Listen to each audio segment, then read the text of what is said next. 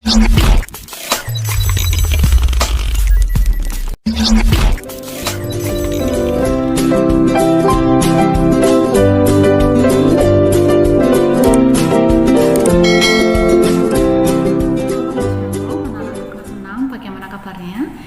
anak-anak tetap semangat. Nah, untuk pembelajaran pada pagi hari ini, anak-anakku kelas 6 sudah masuk di materi 2, yaitu beribadahlah sebab Tuhan itu baik. Mari kita mau belajar.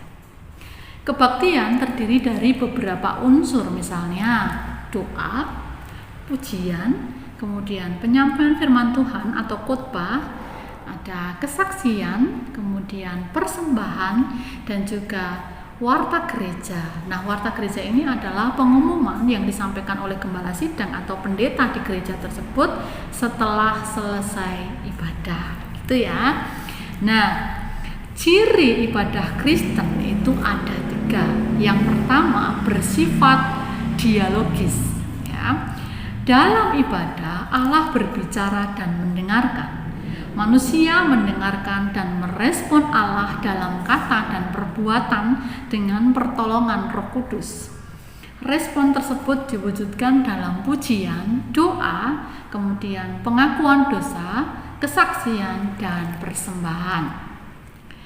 Ciri yang kedua adalah bersifat alkitabiah, artinya bersumber atau berdasar pada Alkitab. Alkitab adalah sumber pengetahuan akan Allah dan akan penebusan dunia dalam Kristus Yesus. Ibadah menunjukkan keberadaan, kesempurnaan, dan tindakan-tindakan Allah dalam kehidupan manusia dan alam semesta. Ciri yang ketiga adalah bersifat komunal, artinya dilakukan secara bersama-sama dengan orang lain yang sama-sama menginginkan persekutuan dengan Tuhan. Jadi itu dilakukan di gereja ya, dengan jemaat. Oke ya. Nah, ibadah komunal dilakukan bersama-sama orang lain. Nah, dapat diwujudkan dalam kebaktian hari Minggu. Nah, persekutuan, ibadah rumah tangga, ibadah pemuda, ibadah padang atau kebaktian padang, kemudian ibadah sekolah minggu, dan lain sebagainya. Nah, ibadah dilakukan sebagai bentuk atau cara manusia menanggapi kebaikan Tuhan dalam hidupnya. Nah, anak-anak, ibadah itu juga bisa dilakukan secara pribadi. Nah, itu disebut sebagai ibadah pribadi, itu ya. Dapat dilakukan di rumah, di sekolah, maupun di tempat kerja. Ibadah pribadi dilakukan setiap saat untuk mensyukuri kebaikan Tuhan dalam kehidupan kita setiap hari. Nah, ibadah pribadi diwujudkan saat menaikkan syukur kepada Tuhan melalui doa dan pujian kepada Tuhan. Sikap beribadah dan bersyukur akan menjadi karakter yang baik dalam hidup. Ketika kita membiasakannya, maka akan terjadi pembiasaan yang baik, gitu ya. Nah, kemudian kita perlu memahami alasan dan tujuan beribadah kepada Tuhan. Jangan sampai ibadah kita kepada Tuhan hanya menjadi sebuah rutinitas atau kebiasaan saja. Nah, kemudian akan ulas sedikit ya tentang ibadah pribadi. Ibadah pribadi itu dilakukan oleh diri sendiri. Untuk apa? Untuk menaikkan ucapan syukur kita kepada Tuhan atas kebaikan Tuhan yang telah kita terima setiap hari. Contohnya, anak-anak pergi ke rumah nenek, gitu ya. Dari rumah sampai ke rumah nenek itu selamat, ya, selamat sampai tujuan, tidak kurang suatu apapun. Anak-anak boleh melakukan ibadah pribadi dengan cara apa? Berdoa, ucapkan terima kasih Tuhan, Engkau sudah memberkati aku dari rumah sampai di rumah nenek dengan keadaan selamat, ya kan? Atau mungkin mau mandi, ya, bisa berdoa sebagai apa? Ibadah pribadi kita kepada Tuhan. Kita ngomong sama Tuhan, terima kasih Tuhan untuk air yang Tuhan sediakan. Kiranya Tuhan berkati air ini sehingga menjadi apa? Kesegaran di dalam tubuh jasmaniku. Bisa loh ya. Nah, atau mungkin anak-anak mau makan, ya, itu bersyukur. Ya. Tuhan, terima kasih Engkau sudah menyediakan makanan kami, yaitu apa? Umpamanya nasi goreng dan telur ceplok, gitu ya, atau telur mata sapi. Terima kasih Tuhan, berkati makanan kami, sucikan dan kuduskan sehingga menjadi apa? Kesehatan di dalam tubuh jasmani kami. Kan? Di mana saja dan kapan saja anak-anak bisa melakukan ibadah pribadi. Oke ya. Kemudian akan melanjutkan. Ada beberapa alasan manusia beribadah kepada Tuhan. Ada yang beribadah karena diwajibkan, ada yang beribadah karena takut tidak mendapat berkat. Ya, itu salah ya. Namun alasan yang benar dalam beribadah adalah karena kesadaran manusia bergantung kepada kemahakuasaan Allah. Dan apa? Ibadah itu merupakan ucapan syukur kita kepada Tuhan. Jadi, mengapa kita harus beribadah? Yang pertama, bahwa kesadaran manusia bergantung kepada kemahakuasaan Allah, dan yang kedua, sebagai ungkapan atau ucapan syukur kita kepada Tuhan.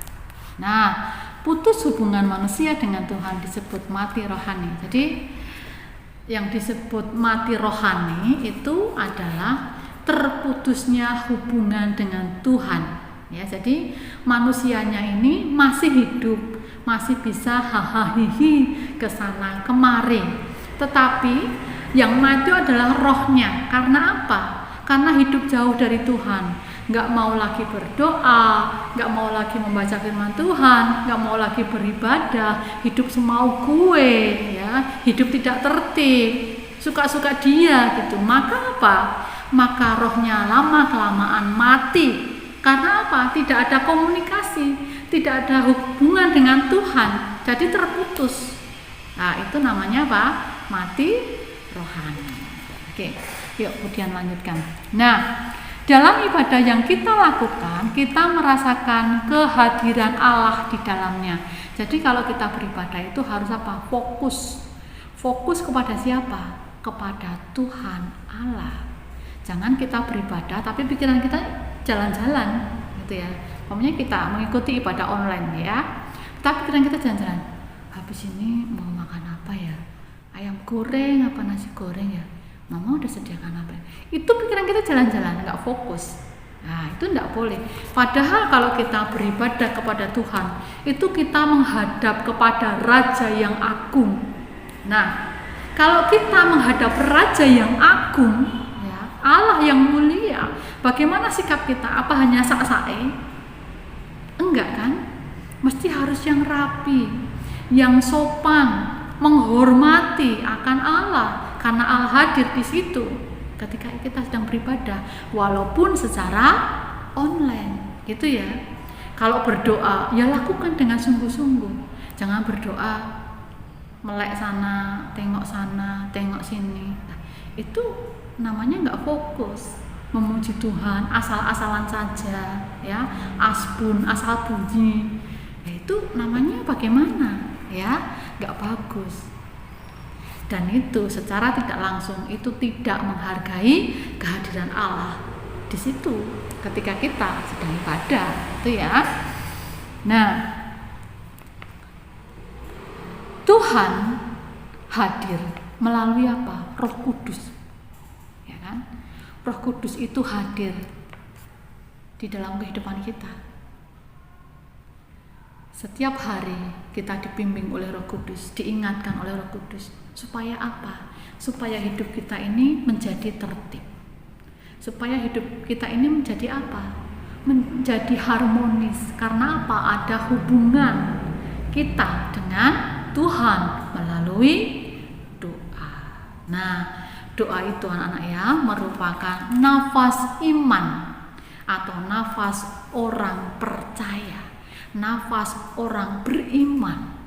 Jadi kalau anak-anak nggak pernah berdoa, secara nggak langsung nggak bernafas dong.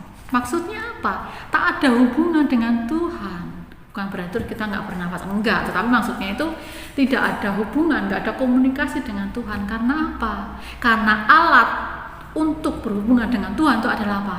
Doa. Nah, untuk itu anak-anak, mari kita bersama-sama melakukan doa, melakukan ibadah, melakukan pembacaan firman Tuhan dengan baik dan dengan kesungguhan hati kita. Itu anak-anak ya. Oke, nah untuk tugasnya silakan anak-anak menuliskan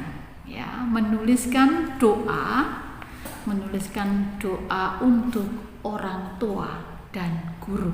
Ya, silakan nanti ditulis di buku tulis, maksudnya dikerjakan di buku tulis ya. Oke, terima kasih, Tuhan Yesus memberkati.